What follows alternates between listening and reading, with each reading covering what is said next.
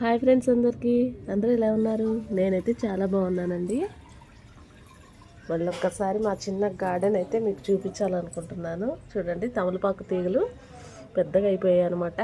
మన వీడియోలో చూపించినప్పుడు చాలా చిన్నగా ఉన్నాయి, అవంతా క్లియర్ చేసి పెట్టాను అనమాట. చిన్న చిన్న మొక్కలు అప్పుడే పెట్టాను.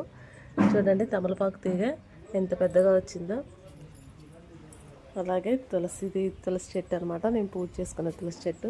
దీని గురించి ఆల్రెడీ చెప్పాను మీకు, రడపాల. అలాగే ఇవి గార్డెన్లో క్రోటాన్ మొక్కలు అనమాట.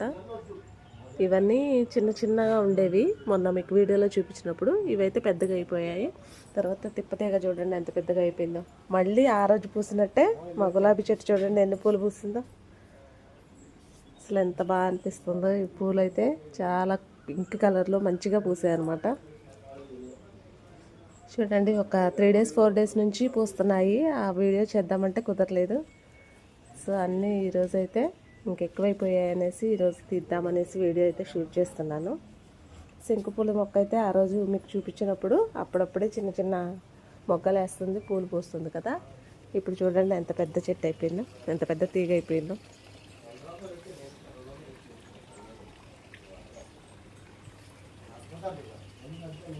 ఎన్ని పూలు పోస్తుందో అసలు. ఇలాగ రేకుల మీదకి ఎక్కించామండి, చల్లగా కూడా ఉంటుందనేసి రేకుల మీదకి ఎక్కించేసామన్నమాట తీగ. చూడండి ఎన్ని పూలు పూస్తుందో. ఇటువైపు కూడా ఉన్నాయన్నమాట.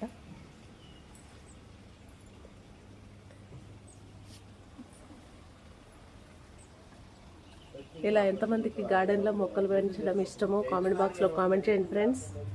అలాగే మా ఈ చిన్న గార్డెన్ మీకు ఎలా అనిపించిందో నాకైతే కామెంట్ చేయండి. Thank you for watching.